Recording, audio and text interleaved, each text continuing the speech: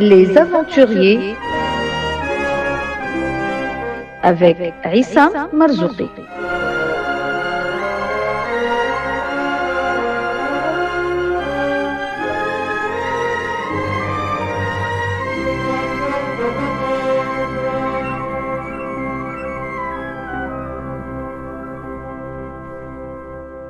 Aujourd'hui, Jack London. Il est des écrivains dont l'œuvre est le reflet de la vie réelle. Et lorsque cette œuvre est exceptionnelle, c'est que la biographie de ces écrivains a été incroyable. C'est incontestablement le cas de l'un des plus grands auteurs de romans d'aventure du XXe siècle, l'Américain Jack London, né début 1876 à San Francisco et mort fin 1916 à Glen Ellen, en Californie. Jack London a écrit 2 œuvres célèbres, Cro-Blanc et L'Appel de la forêt, mais il a également laissé un grand nombre de récits autobiographiques comme Martin Eden, ou même d'anticipation et de science-fiction comme Le Vagabond des étoiles ou Le Talon de fer, ainsi qu'un nombre impressionnant de nouvelles évoquant la conquête de l'or, la vie dans le Grand Nord, des aventures maritimes ou des récits d'exploits sportifs, ainsi que des histoires politiquement engagées.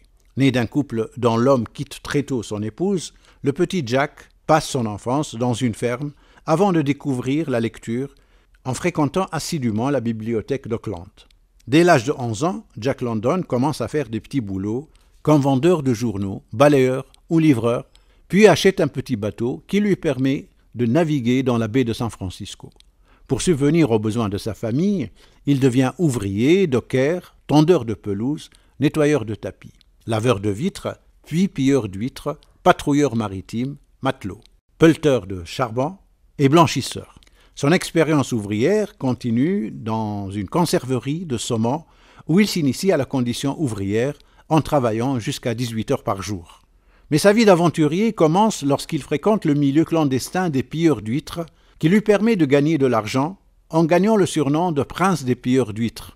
Après plusieurs mésaventures qui lui font, entre autres, perdre son bateau, il se range du côté de la légalité en devenant patrouilleur. Il racontera sa nouvelle vie dans son recueil de nouvelles « Les pirates de San Francisco ».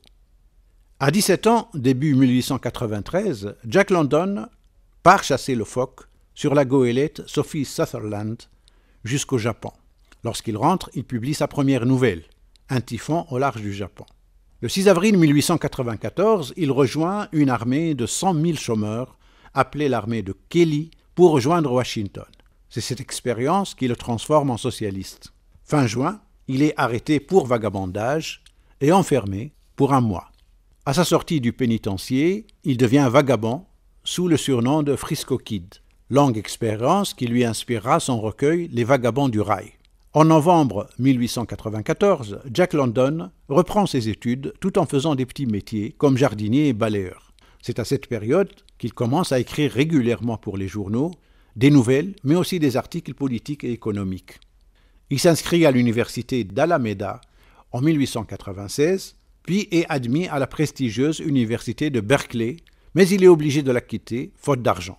Entre-temps, il s'initie à la boxe, expérience qu'il évoquera dans son recueil « Histoire de la boxe ». Entre 1897 et 1898, Jack London va vivre la plus grande aventure de sa vie. Il participe en effet à la grande ruée vers l'or du Klondike. Il franchit le redoutable col Chilkoot, arrive au lac Bennett et descend le Yukon et séjourne enfin à Dawson, où il prospecte une concession. Retour du Klondike, London se met à écrire des histoires qui le rendront célèbre. Le Fils du loup, L'Appel de la forêt et bien d'autres. En 1902, il vivra une expérience exceptionnelle en vivant pendant 6 semaines comme vagabond dans le quartier pauvre d'East End à Londres, aventure qu'il racontera dans son reportage « Le peuple de l'abîme ». Connaissant le succès, notamment grâce à son roman L'Appel de la forêt, Jack London est envoyé en 1904 comme correspondant de guerre en Corée, où il couvre la guerre russo-japonaise. Puis publie la même année son second succès, Le loup des mers, qui sera suivi en 1906 par Cro-Blanc. Entre 1907 et 1909, Jack London fait un long voyage avec son épouse Charmian dans les mers du Sud, sur le bord de son voilier, le Snark. Il traverse le Pacifique en s'arrêtant à Honolulu, puis aux Marquises, et atteint Tahiti, où il achève en 1908 son grand récit autobiographique Martin Eden. Il visite les îles de la Société, les Samoa, les Fidji, les Nouvelles-Hébrides et les îles Salomon. Des maladies tropicales l'obligent cependant à mettre fin à son voyage. Jack London continue à écrire avec beaucoup de succès. En 1914, il couvre le conflit entre les États-Unis et le Mexique avant de tomber malade et de mourir à 40 ans en 1916, probablement suicidé.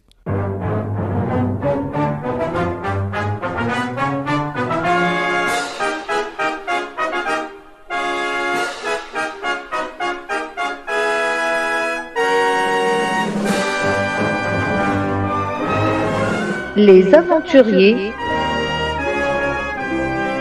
avec Issam Marzouqi.